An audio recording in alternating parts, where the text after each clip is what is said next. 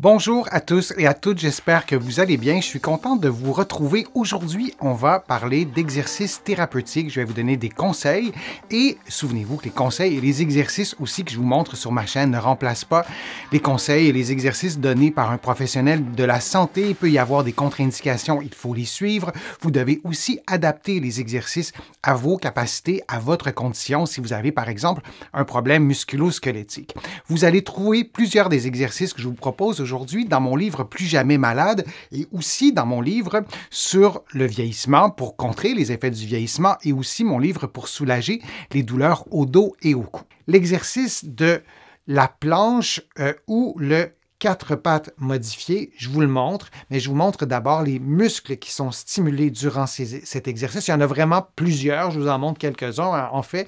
Donc, on a les muscles du dos qui sont derrière. Donc, des gros muscles. Il y a aussi des petits muscles. Là, vous en voyez un.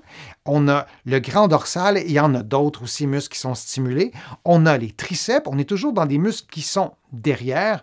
On a aussi les petits muscles stabilisateurs des omoplates qu'on oublie souvent, mais dans des contextes de problèmes d'épaule. Ces muscles-là, ils sont tellement importants. Dans nos activités de la vie de tous les jours, on a souvent là, j'exagère un peu, mais on est souvent arrondi parce qu'on travaille avec des écrans, par exemple, donc tout est devant. Alors, les muscles qui sont derrière sont moins stimulés. Cet exercice-là nous permet de le faire. Et il y a d'autres muscles aussi. Vous les voyez en rouge en ce moment, les muscles des jambes. Alors, la position de départ, elle est simple. C'est une position qui ressemble à l'exercice de la planche. On peut avoir les genoux un peu pliés et le mouvement, c'est un mouvement qui ressemble à ça. On y reviendra dans quelques instants. 3 erreurs à éviter en faisant l'exercice. C'est des erreurs qui sont simples. Vous tentez de les corriger si vous avez suffisamment de force, si vous y parvenez techniquement, mais à tout le moins, vous en prenez conscience et vous les corrigez au fil du temps. Alors, la première erreur, c'est de faire le mouvement trop rapidement et de bousiller un peu la qualité de la contraction musculaire. Deuxième erreur, c'est de ne pas respirer librement. Vous faites l'exercice en bloquant votre respiration, ce qui augmente la tension dans le dos, ce qui est vraiment pas productif pour travailler l'exercice dans une certaine souplesse. On veut respirer librement.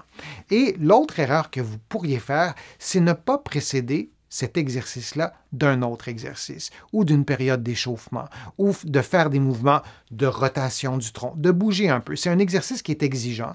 Donc, de faire un mouvement qui précède celui-là, un exercice qui précède celui-là, une certaine période d'échauffement, ça peut être intéressant ou sinon d'intégrer l'exercice à un programme d'exercice et de ne pas commencer le programme d'exercice par cet exercice-là.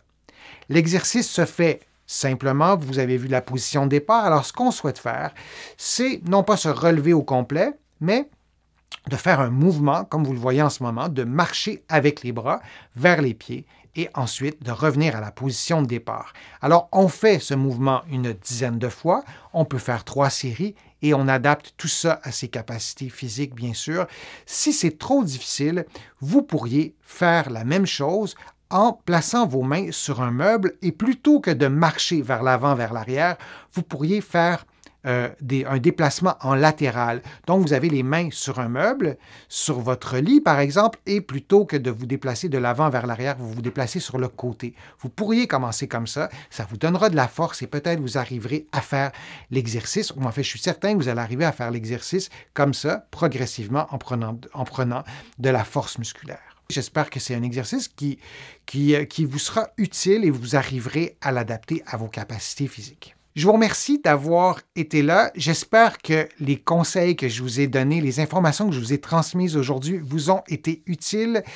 Je vous remercie de faire une contribution à ma chaîne. Vous êtes plusieurs à le faire et je vous remercie et considérez ces remerciements comme personnels. Ça m'aide beaucoup à pouvoir vous produire de plus en plus de contenu et c'est ma résolution de cette année de vous en présenter encore plus régulièrement pour répondre à vos besoins, répondre à vos questions que vous me posez sur les fils de discussion. Je les lis toutes, vos questions, et j'y réponds individuellement quand c'est possible. Sinon, je le fais dans des vidéos. Vous allez trouver beaucoup d'informations sur mon site web, le www.denisfortier.ca. Vous allez aussi trouver beaucoup d'informations dans mes livres, notamment mon livre Plus jamais malade, mon livre sur le vieillissement, mon livre sur les douleurs au dos. Il y en a d'autres, vous les connaissez. Et en visitant mon site web, le www.denisfortier.ca, vous allez pouvoir aussi vous abonner gratuitement à mon infolettre, au courriel thématique et garder contact avec moi. Alors, je vous dis à une prochaine fois, à une prochaine vidéo et à bientôt.